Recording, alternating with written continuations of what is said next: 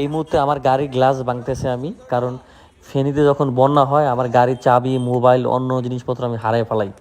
তা এই মুহূর্তে যেহেতু চাবি নাই, আমার গ্লাস ভাঙতে হইব, ভাঙ্গিয়া তারপরে স্টার্টিং ভাঙতে হইব, ভাঙার পরে এই গাড়ি এখান থেকে সরাইতে হইব, কারণ পুরো রাস্তা জ্যাম লেগে গেছে।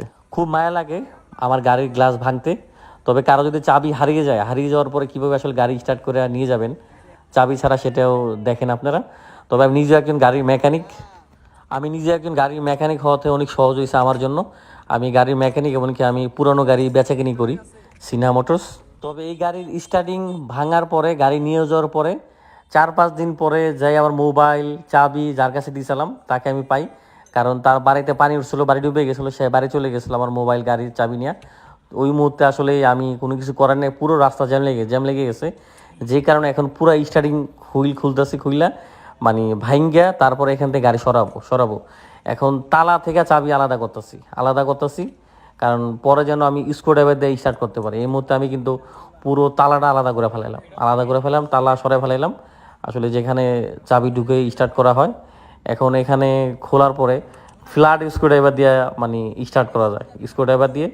এই মুহূর্তে আমি ফ্ল্যাট স্ক্রুড্রাইভার দিয়ে আসলে স্টার্ট করবো গাড়ি, এই ফ্ল্যাটটা দিয়ে, যেহেতু আমি আলাদা করে ফেলাইছি পুরো তালাটা।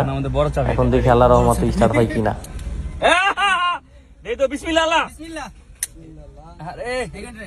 আবার বিসমিল্লাহ।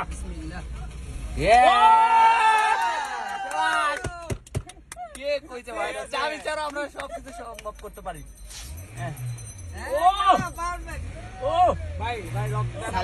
ভালো পানি ঢুকছে মাথা,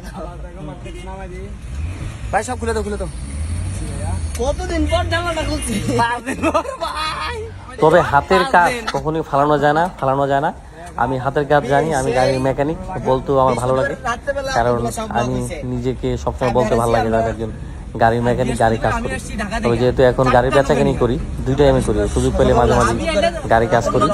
আলহামদুলিল্লাহ এই মুহূর্তে আমি সেই গাড়ি চালিয়ে নিয়ে যাচ্ছি, কারণ অনেকদিন গাড়িটা পড়েছিল, ডুবে গেছিল গাড়িটা এখানে। শিশা লাউঞ্জ কি রেস্টুরেন্ট টাইপের? Restaurant shisha